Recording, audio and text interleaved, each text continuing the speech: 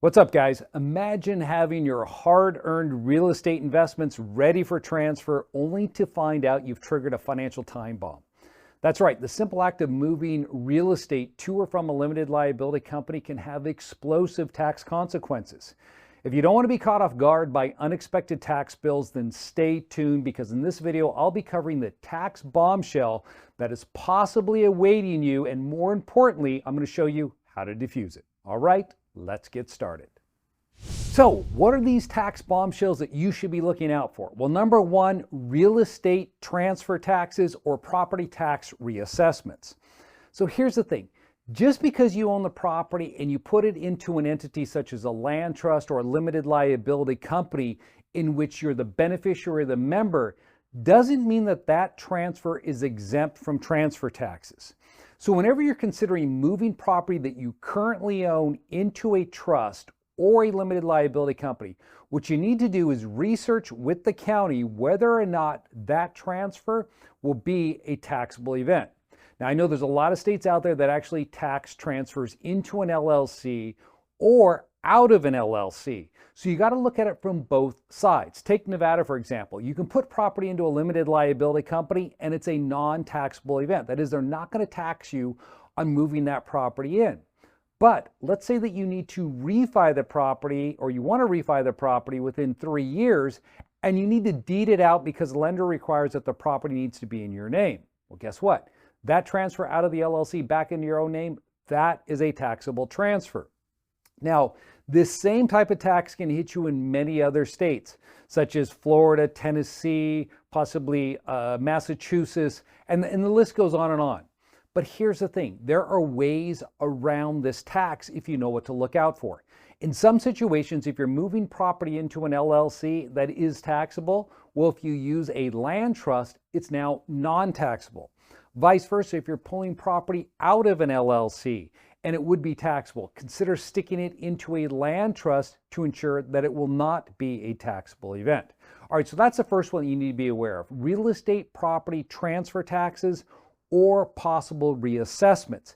And not only is it about the transfer taxes, it's also about the ownership. So if you're transferring title into one of these entities, you need to make sure that when you transfer it in, that the owners of the property are always going to be listed on that entity, either as the members if it's an LLC or the beneficiaries if it's a land trust, because many times the counties will ask for copies of those documents, the LLC agreement or the trust agreement. And it has to show that you're the member or owner of that trust as was you were the owner of the property. Little things like that can trigger transfer taxes, and that is why you have to be really careful when you're doing this. Okay, the second pitfall that can hit people when they're transferring real estate that they need to be aware of is 1031 exchanges. So I've talked to lots of investors before who've told me, hey, I'm going to do a 1031 exchange out of my name. I'm going to put that property into a limited liability company now where me and my wife are both members in that LLC. With 1031 exchanges, you can totally screw these things up when you're transferring the property and you're taking title in a different entity. Now, most exchange accommodators will tell you, listen, whoever sells a property also needs to take title of the property. And they do that because they want to protect you, because that can be a huge mistake when you're transferring real estate. That is, you're going to blow your 1031 and miss all of those great tax deferral benefits of engaging in that transaction. So if you want to set it up properly, what you need to consider is who's on the front end and who's on the back end. That is, when you sell it, who's going to be listed on title when you sell. If you're contemplating doing a 1031 exchange and you want it to be through a limited liability company, we'll set the LLC up now in advance of that 1031, move your property into the LLC, then 1031 out of the LLC and acquire the replacement property in that exact same limited liability company. So there's little things like that. I have another video on my channel talking specifically about 1031 exchanges, how you can actually take title in a specific type of limited liability company, a brand new one, and it will qualify. So the thing is, know your options if you're going to engage in a 1031 exchange. All right, the other tax pitfall has to do if you have an entity, typically it's going to be a limited liability company that's treated as an S corporation for federal tax purposes, and you're trying to move property out of that company. Now, this isn't a state issue, this is a federal tax issue. Whenever you own property inside of an entity that's treated as either an S Corp or a C Corp for federal tax purposes, it's not like an LLC that's treated as a partnership or disregarded entity, meaning in those types of situations, you can pull the property in and out all day long and you'll never incur any type of tax. But when you're dealing with corporate taxation, the rules change. And when you're dealing with corporate taxation, if you have a piece of real estate that is inside of either a C or an S corporation, and let's assume that you need to refi that property and you want to transfer it out. Or many times what I find is people will tell me, hey, I screwed up. I set up this LLC, treated as an S Corp for federal tax purposes, and it has 6 properties into it. And now I realize that was stupid, and I want to get those properties out and get them properly protected in separate LLCs with a holding company.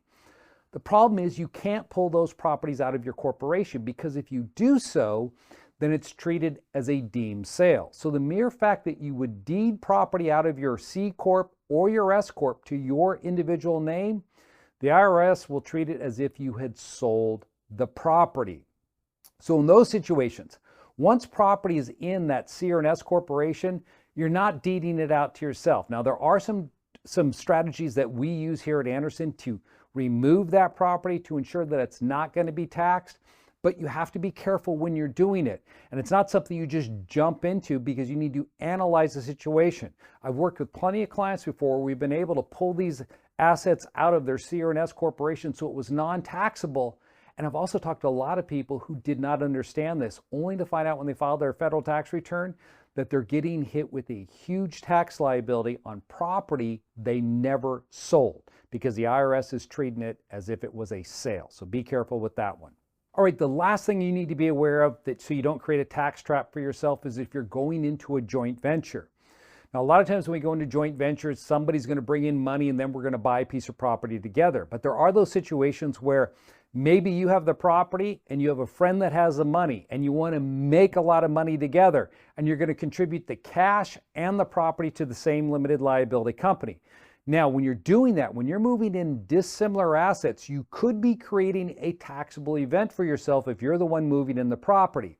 You want to make sure whenever you set up those types of deals, joint ventures, where there's going to be assets contributed, or maybe it's just property between 2 people that are contributing it to that LLC, that it will not be treated as a deemed sale.